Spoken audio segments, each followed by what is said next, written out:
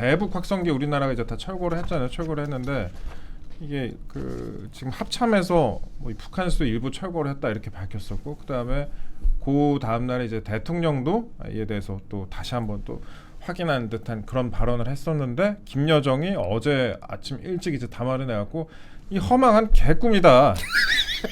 확성기 철거 안 했다. 서울의 삶은 개꿈이야. 소대가리 이후로 이렇게 차진 워딩은 처음 봤어요. 아예 개꿈이 뭐야 정말. 좀 말이 세요 그분이. 네. 소꿈이라고 해주지. 계란이 참. 그 확성기 여기 재미없었어요. 네. 확성기 철거 안 했다. 그럴 의향도 없다. 개꿈이다. 이거 그러니까 이재명 정부의 유화 체계도 선긋기라고 이렇게 나섰습니다. 그렇게 했더니 이제 조금 전에 대통령이 오전에 이제 광복절 맞이해가지고 경축식에서 경축사를 통해서 북한의 체제를 존중한다. 어떤 형태의 흡수 통일도 추구 않겠다라고 밝혔습니다. 오늘 이 부분을 좀 중점적으로 다뤄볼게요. 북진이란 단어 하나만 넣어주지. 그건 안 했나 아쉽게도. 남북이 원수가 아니다. 일체 적대행위 뜻 없다. 9.19 군사합의 선제 복원, 북 화답 파길, 남북 기본 합의 존중한다. 남북 미북 대화로 비핵화, 국제사회 지지를 넓히겠다. 실용 외교 셔틀 외교로 일과 상생 협력 모색 1 정부도 과거사 직시해야. 독립운동가 모욕 용납 말아야. 국민 주권 빚 꺼지지 않는 나라로 나가자. 여기서 이제 우리가 이번에 다룰 내용은 남북 관련된 부분인데 일단 북한이 화답하길 이렇게 밝혔는데 대통령이 북한이 화답을 이런 식으로 하고 있습니다. 이거 솔직히 뭐 기분 나쁘잖아요. 이것도 좋지 않죠. 뭐 북진합니까? 개꿈이라고 하시는데. 근데 네. 이게 좀 인내심을 가져야 된다고 생각해요. 이재명 대통령께서 말씀하셨지만 어찌됐든 이게 윤석열 정부 때 대화가 단절된 부분이 있지 않습니까? 대화가 단절되면서 대화를 다시 이어가려고 하면은 어느 정도 들어주고 인내심을 가지고 가야 되는데 저도 어제 그 험한 그러니까. 개꿈이란 말에 워딩은 좀 너무 세다. 근데 또 제 앞에 이제 김금혁 보좌관님이 그 부분에서는 전문가이실 거니까 저 오늘 하실 말씀 많으실 것 같습니다. 아니 그러니까 이게 그렇잖아요. 지금 김금혁 보좌관은 이재명 대통령에 대해서 별로 좋아하지 않겠지만 이거 북한에서 김여정이 그 개꿈이다 이러면은 아니 또만 거 아니냐 이렇게 생각할 수도 있고 그다음에 아까 북진이라고 대통령이 얘기하면은 저도 그거 좀 아쉬운데 북진하자고 만약 했으면 우리 뒤에다가 이제 백에 대통령 딱 사진 띄우고 그렇죠. 예, 존영을 띄우고 우리도 사실 했습니다. 말만 예. 그렇게 하는 거거든. 뭐 입이 근질근질한데 네. 좀 가다듬고 얘기를 하면 일단 팩트 체크부터 말씀을 좀 먼저 드리면 노동철 부위원장님께서 윤석열 정부 때 대화가 단절됐다라고 표현을 하셨는데 사실 그렇지 않습니다. 남북 사이 대화가 단절된 건 2020년이에요. 남북 공동 연락사무소 폭파된 게 2020년 4월이거든요. 4월 18일인가 그럴 거예요, 아마. 그래서 그때 연락사무소가 폭파된 이후에 문재인 정부가 꾸준히 여러 어떤 투트랙이든 뭐든 뭐 대화 제의를 했는데 그때부터 김여정이나 김정은이 삶은 소대가리 아까 나왔던 그 발언 꺼내면서 대화를 단절했거든요. 그러니까 윤석열 정부 들어서서 대화가 단절됐다 이건 아닙니다. 문재인 정부 때 온탕과 냉탕을 동시에 오고 갔다. 그리고 문재인 정부 때 끊어진 그 남북 관계의 어떤 단절 국면이 지금까지 이어져 온 겁니다. 뭐 그 사이에서 윤석열 정부는 대화를 위한 노력을 왜 안 했냐라고 물어볼 수 있는데 아니 상대가 대화를 할 준비가 되어 있어야 하죠. 지금 우리가 확인하고 있지 않습니까? 북한은 우리와 마주 앉아서 대화를 하려고 하는 의지도 없고 그럴 만한 이유도 없고 그리고 그럴 필요성을 느끼지도 않아요. 그렇기 때문에 우리가 일방적으로 대화하자 혹은 구회 이런 걸 보내는 게 사실상 무의미하다라는 것을 좀 이재명 정부가 알았으면 좋겠다라는 북한이 것이고. 그럼 쇼미더머니 하는 거예요 그러면? 또 대북 그게 하시려나 아니지. 보죠. 자 반대로 제가 말씀드릴게요. 북한이 지금 이재명이란 개인, 이재명 대통령이란 그 개인을 진짜 핫바지로 볼 거예요. 제가 그러겠죠. 봤을 때. 왜냐하면 그게 뭐 그냥 뭐 정통성 이런 것 때문이 아니고 대북 송금 사건 있잖아요. 그러니까 여러분들이 공안 사건을 좀 아셔야 되는데 공안 사건은 기본적으로 상대 간첩국에서 얘한테 이런 지령을 내가 내린 적 있고 얘가 이러이러한 회신을 나한테 줘서 내가 받은 적 있어가 확인이 돼야지 간첩으로 승인이 되는 거니까 그쪽에 컨퍼메이션이 있어야 돼요. 압수수색을 해서 그걸 받아오거나 이렇게 해야 되는데 북한은 그걸 못 하잖아요. 중국 정부도 못 하고 우리가 그래서 공안 사건이 되게 어려운 건데 지금 만약 여기서 딱 한마디라도 북한이 너 나한테 돈 줬잖아. 이 한마디면 사실 대한민국 바로 흔들리게 되니까 얼마나 쉽겠어요. 약간 잡고 있는 거지 하나. 그러니까 이제 이런 발언이 나온 거 아닌가 싶어요. 뺏겨버려갖고. 아 그래요? 예. 그러니까 사실 지금 이재명이 대통령이 된 순간 사실 우리는 북한한테 목줄이 채워진 거예요. 그러니까 실제로 그렇든지 아니든지 간에 그 대북송금 사건에 대해서 그 부시장이 이제 측근이 이제 들어갔고 그러면은 북한이 실제로 예를 들면 진짜 이재명이 몰랐어. 자기 부하가 알아서 다 한 거였어도 북한이 아닌데 나 너한테 받았는데라고 말해버리는 한마디면 순간 끝이에요. 예. 끝나는 거예요. 그러니까 특검이 북한에 갈 수도 없는 이미 노릇이고. 그런 사건이 벌어져 있는 사람이 우리나라 대통령이 됐다는 것 자체가 북한한테 사실 목줄 채워진 거거든요. 그러니까 여기서 얘기 나오잖아요. 이게 대통령께서 스스로 신뢰는 말이 아니라 행동에서 나타난다라고 하는데 북한이 우리에게 어떤 말을 하고 있냐도 중요하지만 어떤 행동을 하고 있느냐잖아요. 여기는 뭐 대북 여기 철거를 할 때 이쪽에서 아무런 교감 없이 그냥 우리 철거하면 저쪽도 철거할까 했겠습니까? 사실 또 뒤통수 맞은 거거든요. 그러니까 대화도 못해. 그런데 왜 그렇게 만만하게 보겠냐 이겁니다. 이거를 사실 우리가 그 대선 전국에도 얘기를 많이 했어요. 근데 사실 국민의힘에서 그런 거 생각보다 이슈화를 잘 안 받아주더라고요.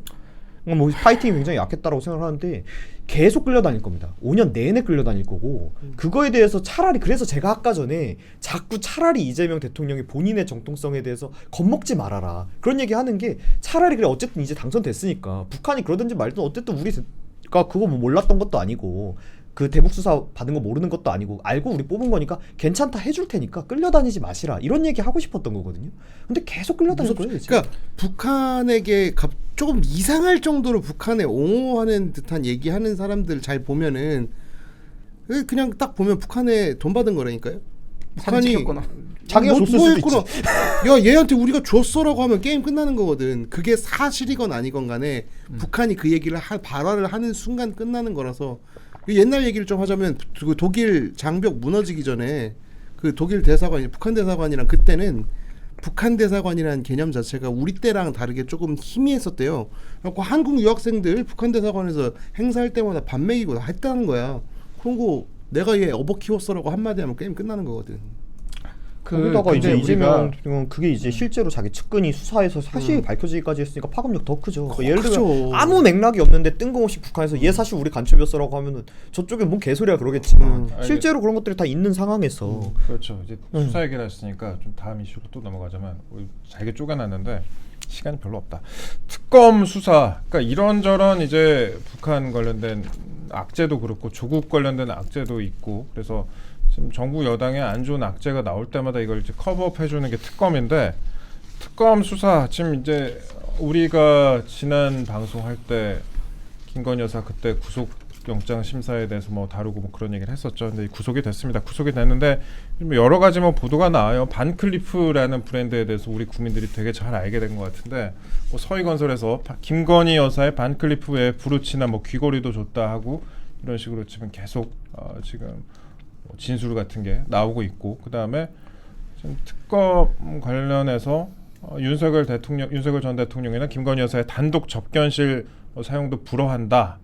이제 변호인 접견이죠. 그래서 정성호 장관이 뭐 법 앞에 평등해야 된다. 뭐 이런 얘기도 하고 그러니까 이런 내용들이 지금 다른 뉴스를 좀 가리고 있는 그런 실정입니다. 가리고 있는데 뭐 김건희 여사가 조사 후에 다시 남편 만날 수 있을까 뭐 이런 얘기를 했다는 그런 뉴스도 나오고 있고 하는데 그 얘기를 좀 해보고 싶었어요. 제가 오늘 오전에 좀 만났던 분이 이제 뭐 보석 같은 걸 좀 좋아하시는 것 같은데 그분이 말씀하시는 부분이 반클리프에서 이런 식으로 고객에 대해서 정보를 불어버리면 누가 앞으로 반클리프가 살까? 뭐 이런 얘기를 하시더라고요. 근데 반클리프가 분 게 아니라 서희건설이 분 거잖아요. 아니 반클리프도 가가지고 인터뷰도 있어요. 그래요? 그래갖고 반클리프 비싼 거여갖고 이거는 뭐 몇 명 안 사는 거라. 김민석 딸내미한테 물어보면 제일 중요해. 잘 아실 것 같아요.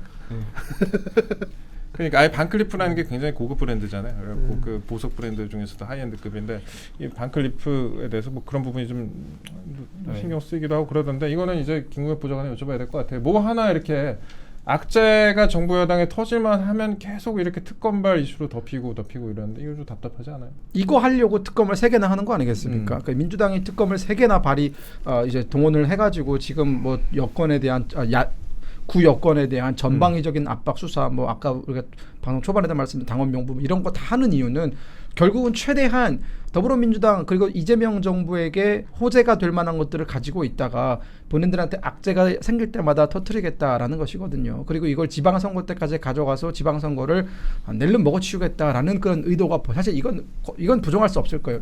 누구나 다 그런 의도로 하는 거니까. 특검발 멘트 같은 게 이게 지방선거 때까지 효력이 있을 것 같다? 왜냐하면 특검이라는 게 시간이 한정되어 있지 않습니까? 근데 아마 이 한정된 시간을 아마 60일 더 연장을 할 거예요. 아마 그 연장법을 발의해가 분명히 그렇게 할 거라고 저는 보고 손바닥에 장을 지질 수 있어요. 연장 안 하고 끝낸다? 절대 그러지 않을 겁니다. 체크.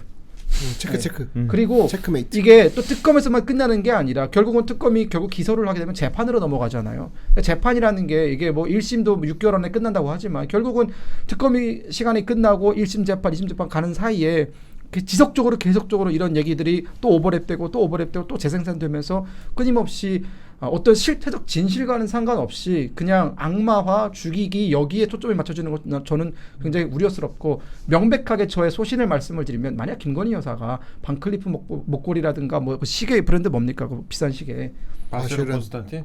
이름도 어려워. 그것도 그것도 정말 받았고 이런 것들에 대해서 대가성이 있든 없든 영부인의 위치에서 그걸 받았다면 저부터 나서서 굉장히 비판할 거예요. 저는 그거를 눈 감아줄 생각이 없거든요. 영부인이 그거 받았으면 합당한 책임을 지는 게 맞습니다. 근데 그런 실체적 진실을 우리가 빠르게 파헤쳐서 국민들의 어떤 피로도라든가 이런 걸 줄여줄 생각이 아니라 굉장히 지속적으로 피로도를 높이는 방식으로 가서 이것을 정말 국민의힘을 잡아먹기 위한 하나의 어떤 수단으로 활용을 한다면 저는 실제적 진실과 반대 상관없이 나는 이 특검의 모든 행위가 굉장히 정치적으로 나쁜 선례를 남기고 있다는 말씀을 좀 드리고 싶어요. 나중에 입장을 바꿔놓고 생각을 해보면 만약 국민의힘이 이런 호재를 잡아가지고 민주당을 완전히 코너 끝까지 몰고 가서 정당 해산까지 하겠다라고 했을 때 과연 우리 정치가 어떤 타협이라든가 정치의 그 본연의 목적 협상이라든가 그런 것들을 향해서 가고 있는 건지 아니면 상대방을 완전히 죽이는 그런 전쟁으로 가고 있는 건지 반문을 했으면 좋겠어요. 근데 국힘은 그런 기회가 와도 잘 못하잖아요. 아, 그건 그렇죠. 근데 오늘 컨디션이 좋지 않은 우리 부의장님 보시기에 특검 수사 어떠세요? 좀 그렇게 좀 해봐. 좀 뭐라 특검 해봐. 보도. 좀. 특검 관련해서 어제 제가 그 국민의힘 당사 여기 바로 앞이니까 가까워서 어제 보는데 안에서는 이렇게 다 막고 있고 또 밖에서는 또 새로운 광경을 본 게 한쪽은 강한 대표, 강한 야당 김문수 해서 또 천막을 하나 치고 있고 또 한쪽은 조경태 쪽 혁신 해가지고 천막 치고 또 이 밖에서 또 둘이 싸우고 있더라고요. 저는 그렇지. 되게 그 장면이 너무 아이러니했어요. 안에서는 저 민주당 뭐 특검 막겠다고 저러고 있고 또 밖에서는 또 본인들끼리 또 천막 쳐놓고 싸우고 있고 오토 사냥이잖아요. 그러니까 민주당 입장에서 봤을 때. 네, 그렇게 봤을 때 국민의힘이 이제 16%에서 19%가 됐나요? 지지율이? 3% 올랐으니까? 22%입니다. 이거 아, 19에서 3% 올랐으니까 네. 많이 올랐네요. 예.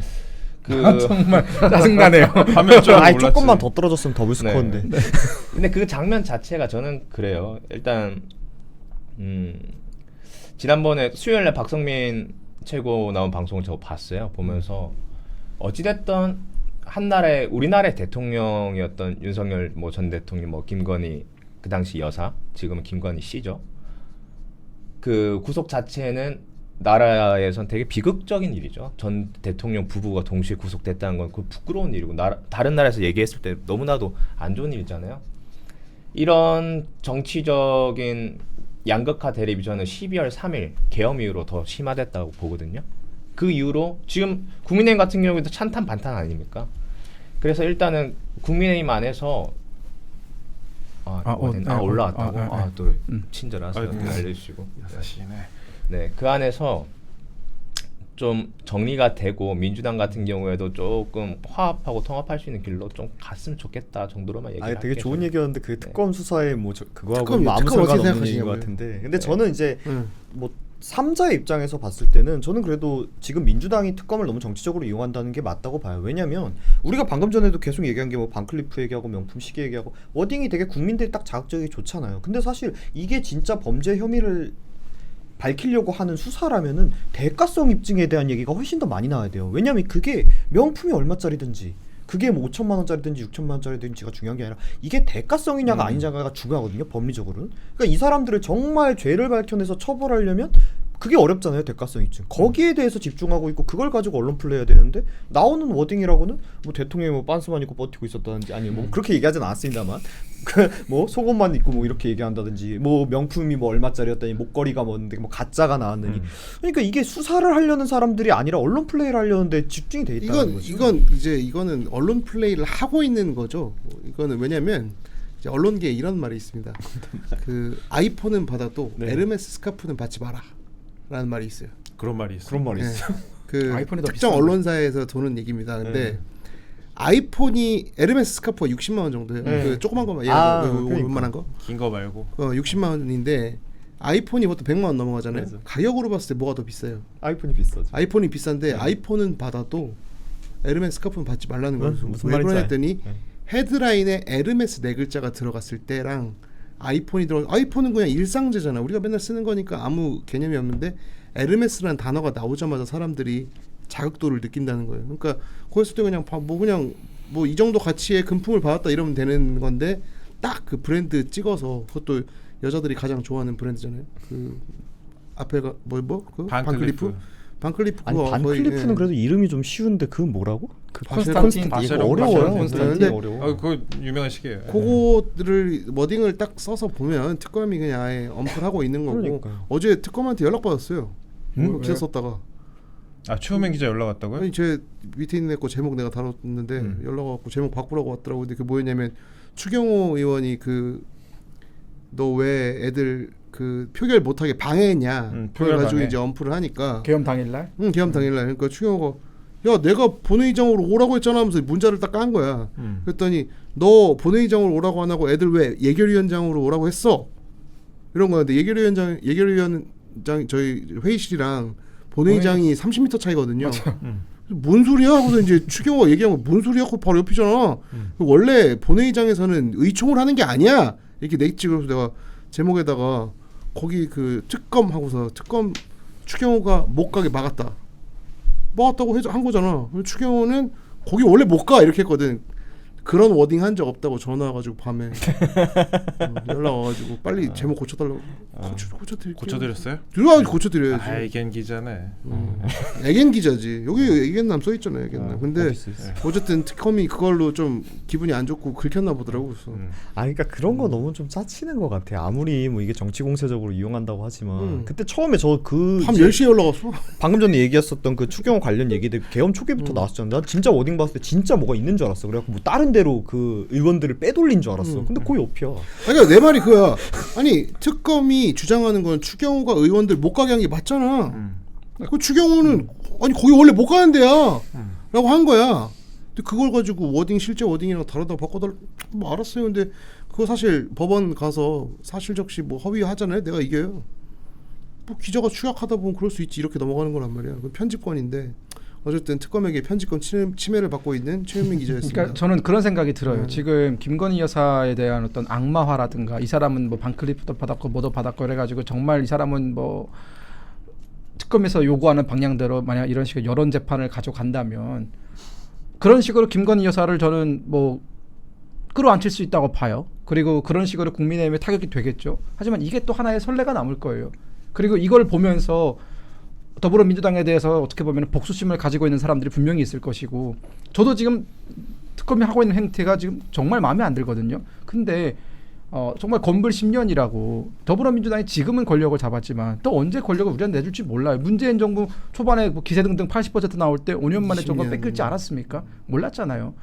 만약 이런 과정에 대해서 더불어민주당이 여기서 자제하지 않고 특검이 자제하지 않고 더 국민의힘을 고사시키는 방향으로 가서 완전히 끝내버리겠다라고 가면 우리도 생각을 달리할 수밖에 없어요. 그러면 윤석열 정부 들어섰을 때 많은 사람들이 왜 똑같이 문재인 잡아놓고 그러지 않았냐.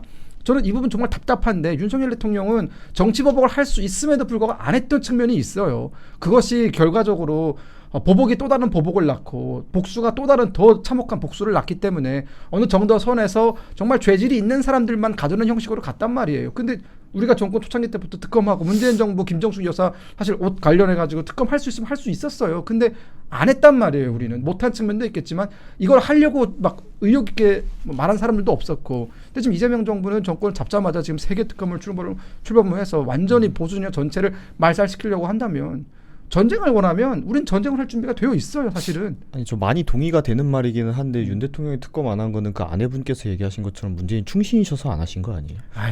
그것도 어디까지나 썰이고 아니 진짜 썰이 녹취에 아니고, 나왔잖아. 자, 그대로 아니, 나왔잖아. 그것도 있는데 남편이 충신. 애초에 이거에 대한 모든 근원적인 사건이 노무현 대통령 640만 달러 수수 사건이에요. 그 당시에 그 아파트 미국 아파트 문제가 불거졌을 때 미국 아파트 그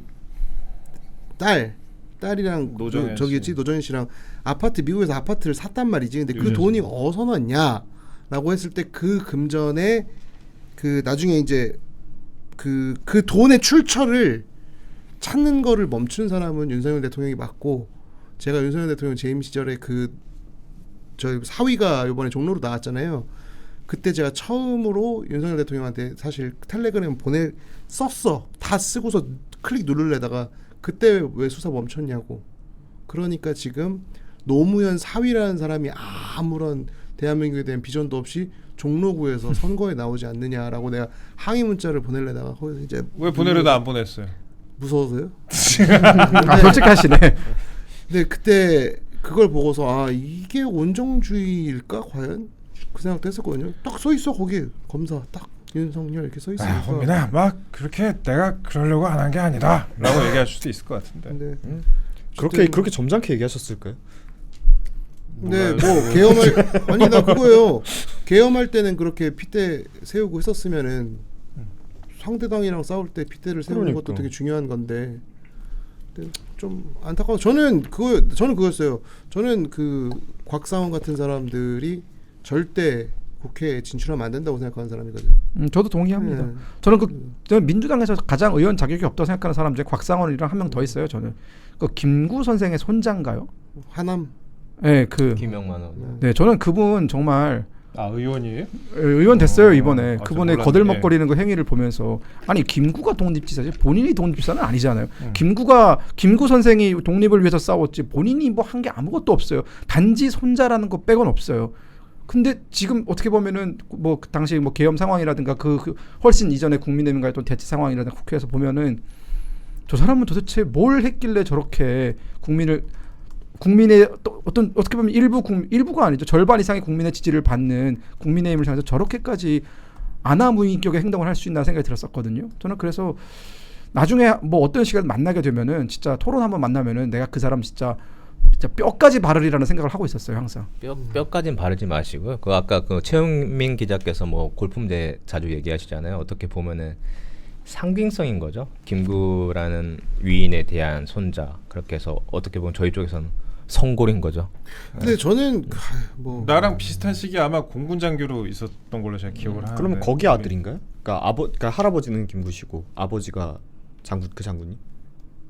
김구 아들이 장군이었어요? 공군 사령관이 김신 그 손자 정도 되지 않을까? 네, 맞습니다. 장군은 아니죠. 김신 아니, 장군이었어요. 아, 그래요? 쓰리스탄과 쓰리스탄 투스탄 거였어요. 정도까지 아마 하셨을 거예요. 네. 우리나라 공군 사령관이셨어요. 예. 근데 아니 그냥 뭐 그 박정희 할아버지나 아버지 얘기가 이 판에서 난 그만 나왔으면 좋겠어. 뭐 아니, 노웅래도 그렇고 뭐 부친도 자꾸 있잖아요. 왜 YS 손자. 누구? 아니 김인규 씨도 그렇고, 그러니까 뭐 정진석도 그렇고 자기 아버지가 그 지역에서 나는 정진석 뭐 비서실장도 뭐 사이 나쁜 편도 아니고 다 그렇지만 그거는 당선된 다음에 얘기하는 거야. 왜요? 다음에 나중에 조민 씨가 뭐 국회의원에 나오실 수도 있죠. 지금 뭐 그런 아빠도 거를 살려주는데. 내 아빠, 내 할아버지 뭐 이런 거를 당선되기 전부터 나불나불 되는 거는. 그러니까 김정은이 지금 북한 통치하고 진짜 있는 나쁜 유일한 짓이야. 정당성은 김일성의 손자기 때문에 그런 거잖아요. 그러니까 난 이런 게 자유민주주의 사회에서 이런 거 과연 보면 이게 내가 제일 진보적이라니까 똑같이 경쟁해야지.